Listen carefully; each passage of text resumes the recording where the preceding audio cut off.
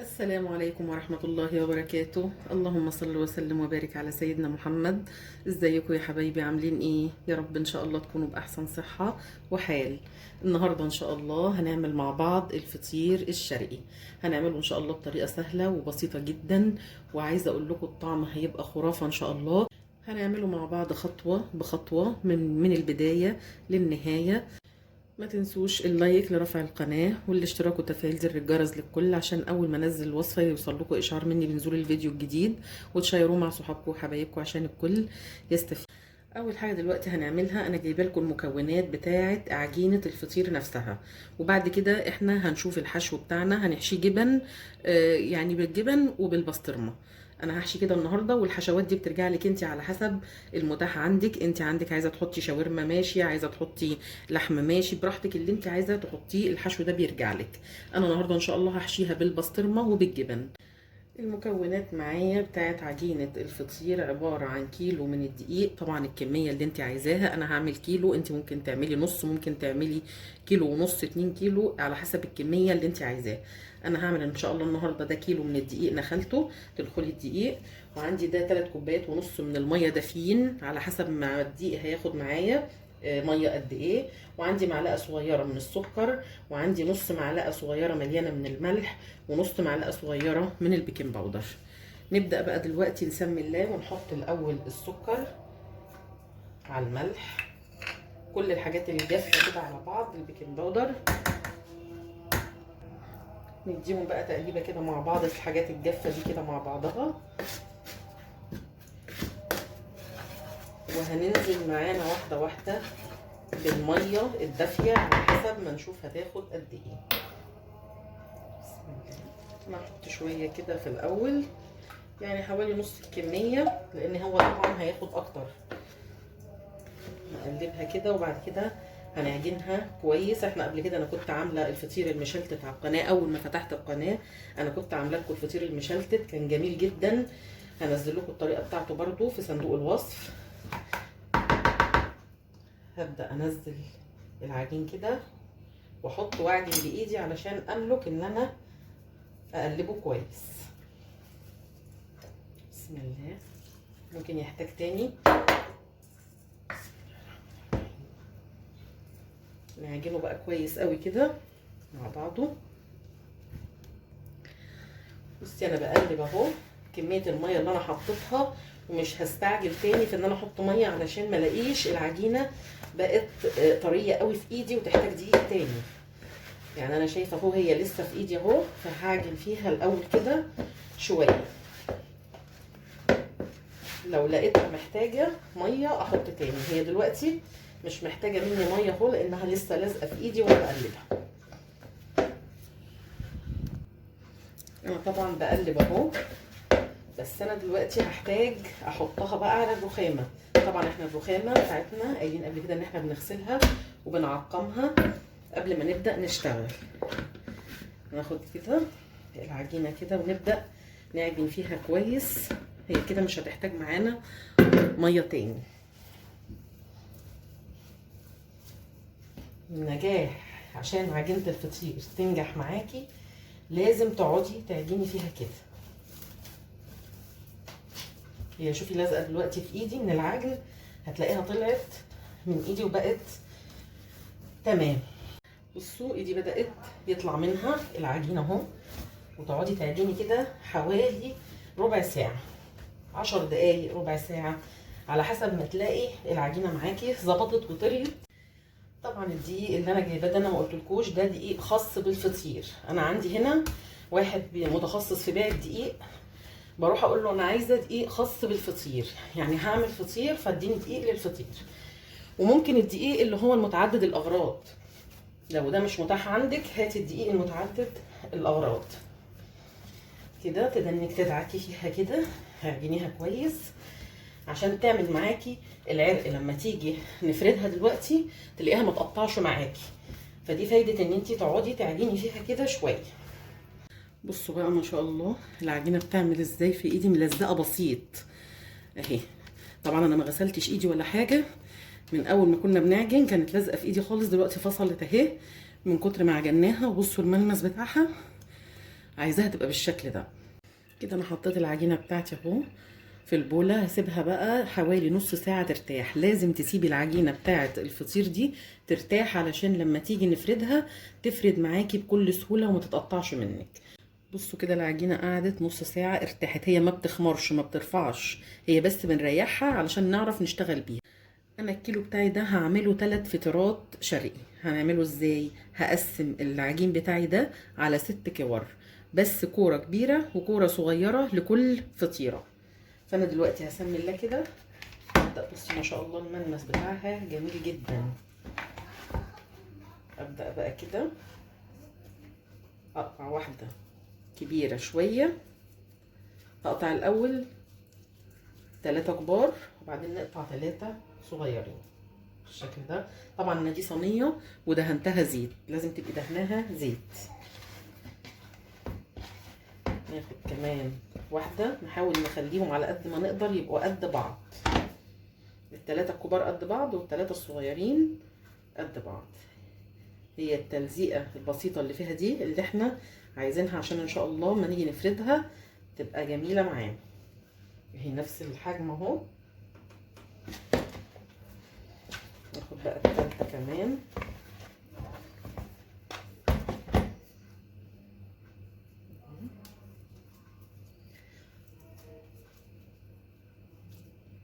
كده هعمليها بالشكل ده.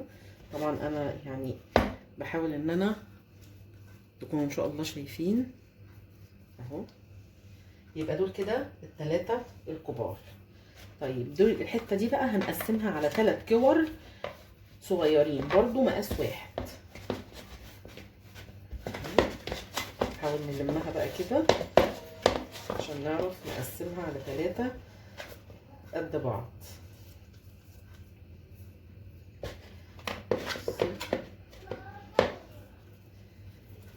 دي بقى نقسمها 3 هم كده،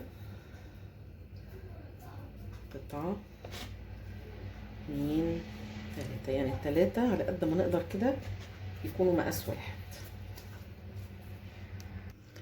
خلاص زي ما انتوا شايفين كده انا قسمتهم 3 صغيرين و3 كبار، وهاجي بالفرشة بتاعتي كده وامشي عليها بالزيت عشان ما تنشفش.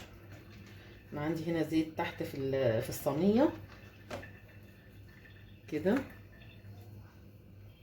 بحيث ان انا اخلي الزيت يوصلها كلها عشان ما تنشفش مني، لان انا هغطيها وهسيبها تاني حوالي 10 دقايق عشان برضو ترتاح بعد التقطيع.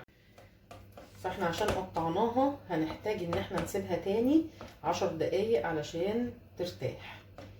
بس انا كده هغطيها وهسيبها بقى زي ما قلت لكم 10 دقايق. هنا انا جبت بقى المكونات بتاعتي او الحشوه بتاعه الفطير. هنا عندي قطعت فلفل بالشكل ده وطماطم، ودي البسطرمه، ودي جبنه ميكس، وده بقى القشطه على زبده على زيت. ال3 مكونات دول مع بعض علشان بنمسح بيهم الفطير، بيديله طعم جميل جدا. هنشوف ازاي دلوقتي مع بعض ان شاء الله. اقلب، بس انا مرضتش اقلب القشطه والزبده والزيت الا لما تشوفوهم مع بعض. الزيت ودي زبده بقري الهان نيوزيلندي، ودي قشطه بلدي. نقلبهم بقى كده مع بعض كلهم، الخليط ده كده مع بعضه نمزجه كله ببعض زي ما انتم شايفين كده. هي تبقى بحراره المطبخ، درجه حراره المطبخ عشان تعرفي تقلبيها، يعني ما تبقاش في التلاجة عشان تبقى سهله معاكي.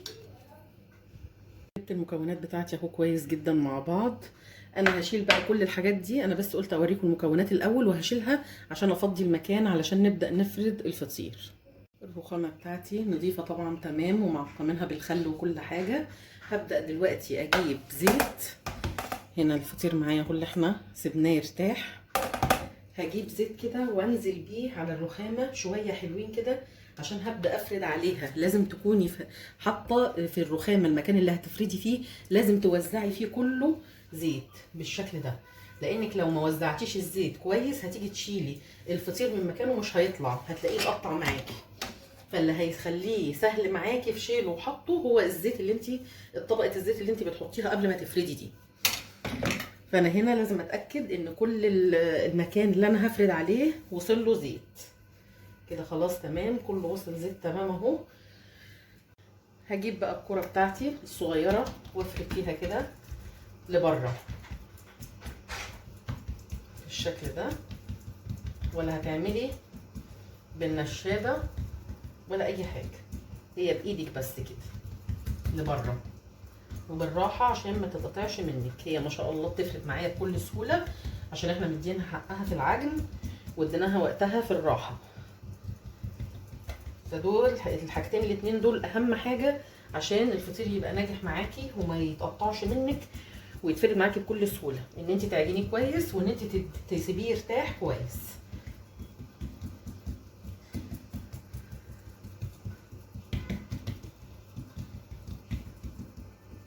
كده دي خلاص كده فردت اللي هي الاولانيه الصغيره دي. هجيب عندي صينيه بالشكل ده تاخدها ودهنها زيت برضو وهنزل بيها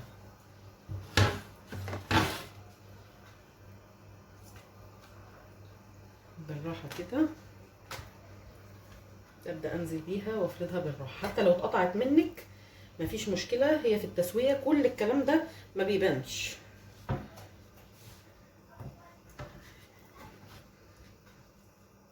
كده تمام، انا فردتها اهو، سبتها الحته دي اتقطعت وانا بحطها، انما مفيش مشكله اهي. هركنها بقى على جنب دلوقتي على ما نفرد الكبيره. جبت الكبيره الكره الكبيره ابدا افرد بيها برضو. طبعا تكوني متاكده ان عندك الرخامه كلها يعني فيها زيت، وصلتي الزيت ليها كلها.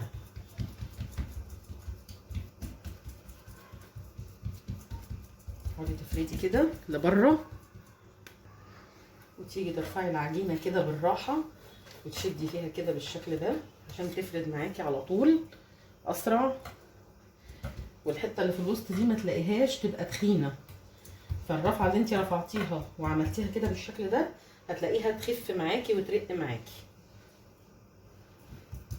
وتكملي برضو الاحراف بالراحه كده فرد برضو عشان تخف معاكي وترق معاكي وتبقى مورقه وخفيفه وجميله. كده خلاص فردناها تمام. اجيب الخليط بتاعي بقى اللي احنا عملناه ده ونبدا ننزل على الفطير، نمشي بيه كله كده. الخليط اللي احنا عملناه ده بيخلي الفطير معاكي مورق وبيديله طعم خطير، يعني انت حاطه قشطه على زبده على زيت، يعني ما شاء الله حاجه كده جميله تدي طعم جميل. هتمشي عليها كده بالراحه توصلي الخليط ليها كلها. معلش لو الفيديو هيطول معانا شويه، بس انا بوريكم الخطوات واحده واحده عشان تبقوا شايفين كل حاجه قدام عينكم كده واحده واحده. كده خلاص وصلت الخليط كله. اجيب بقى الفطيره الصغيره اللي احنا فردناها او العجينه اللي احنا فردناها الصغيره، تقلبيها كده بالشكل ده وتنزلي بيها كده بالراحه علشان تنزل معاكي بسهوله اهو. كده خلاص نزلت اهو. نبدا نفردها كده تاني. لو في اي حاجه يعني ايه وانت بتحطيها اكيد هتتنى، فانت هتفردي على قد ما تقدري بالراحه برضو اهو كده. هي تعتبر برضو يعني العجينه ما شاء الله الحته اللي احنا فردناها صغيره دي طلعت كبيره برضو مش صغيره، يعني ان شاء الله هتلاقي الفطيره معاكي ما شاء الله حلوه كبيره وحجمها حلو. ننزل تاني معانا بالخليط بتاعنا عليها كده بالشكل ده.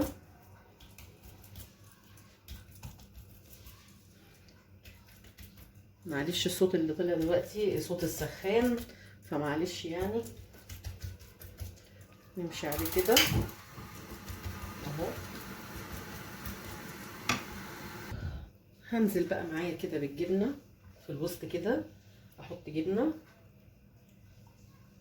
كده. طبعا ده ميكس جبن زي ما احنا قايلين. وانزل معايا بالبسطرمه كده.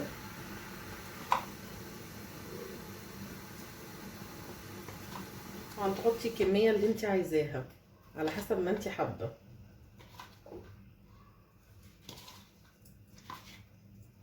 كده خلاص حطينا البسطرمه، ننزل بحلقات طماطم. في ناس ملهاش تقل عليها، ممكن ما تكتريش منها او ما تحطيهاش خالص، ممكن تحطي زيتون، يعني على حسب كل واحد ورغبته والحاجه اللي بيفضلها وبيحبها. هنا هنزل معايا الفلفل برضو، طبعا الفلفل فيه عايزه حامي حطي، عايزه بارد حطي، على حسب برضو اللي بيفضلوه عندك. وهبدا اجيب سكينه واقطع بالشكل ده علشان تديني شكل دايره. تقطعيها كده.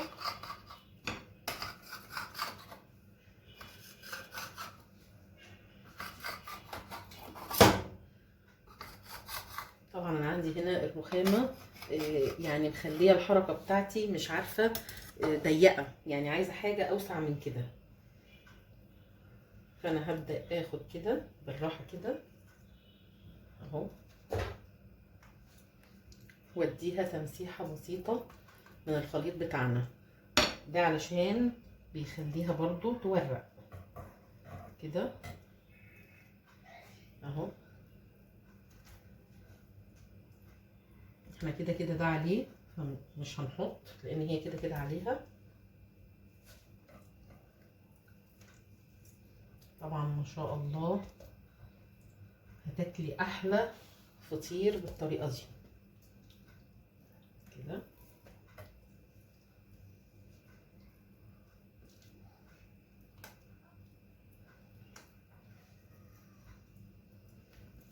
واخر قطعه كده بالشكل ده اهو. حاولي بقى تقفليها كده كويس. طبعا اي حاجه زي ما قلت لكم حتى اتقطعت مش هتبان في السوا خالص ولا هيبقى ليها اي تاثير. جبت صينيه، هبدا بالراحه كده، كف ايدي اهو وايدي التانيه بالراحه بتشيلها عشان ما تتفتحش مني كده، وابدا انزل بيها في الصينيه وتبداي تضغطي عليها ضغطه خفيفه كده.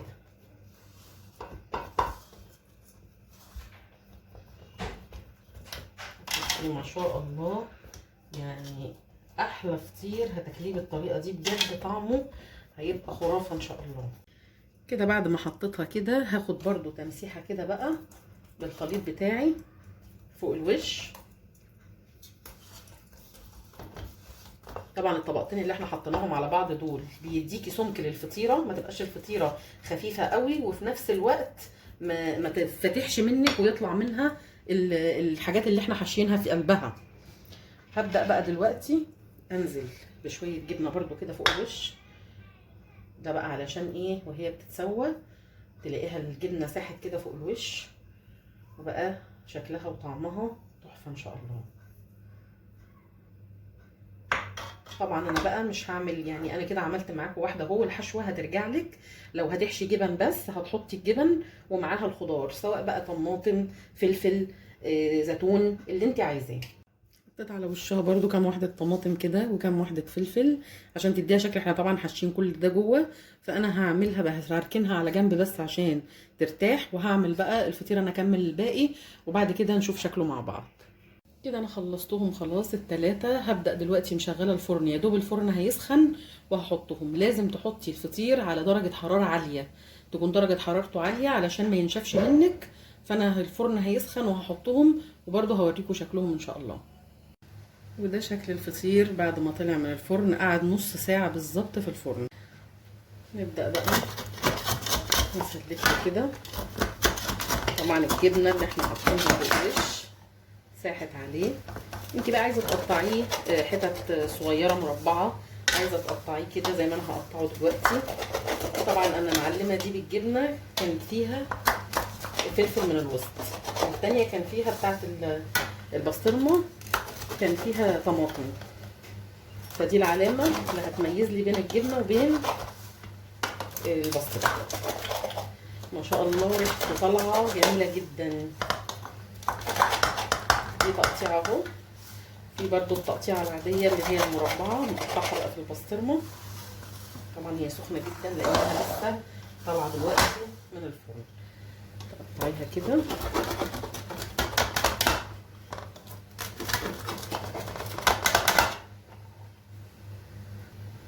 كده خلاص قطعتهم اهو زي ما انتم شايفين. دي تقطيع ودي تقطيع. هنبدا بقى نطلع منه كده. دي اللي بالبسطرمه.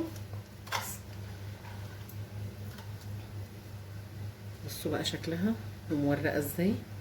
بس هي طبعا سخنه، فانا مش مالكه ان انا يعني اوريها لكم من السخونه بتاعتها. وبصوا الجبنه سايحه جوه ازاي والبسطرمه ما شاء الله جميله جدا. دي كده البسطرمه. نطلع بقى اللي بالجبنه برضو.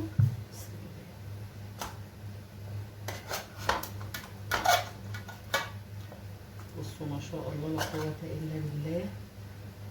بصوا عامله ازاي. بصوا التوريقه بتاعت الفطير. بصوا الفطير ده بقى مخدوم 100 100. بصوا الجبنه بتمط معايا ازاي. بصوا ما شاء الله بقى شكله زي ما وريته لكم كده. ما شاء الله طلعت كمان اهو في الطبق. بصوا الشكل بتاعه جميل جدا ما شاء الله. يا رب الطريقه بتاعت النهارده تكون عجبتكم وتنفذوا طريقه الفطير الشرقي بتاعي. جميل جدا ما شاء الله. بس انتوا جربوه وقولوا لي رايكم في الكومنتات. ما تنسوش بقى تدعموني باللايك والشير والاشتراك في القناه وتفعيل زر الجرس للكل عشان اي وصفه انزلها جديده ينزل لكم اشعار مني بنزول الفيديو الجديد. بشكركم يا حبايبي لمتابعتكم، والسلام عليكم ورحمه الله وبركاته.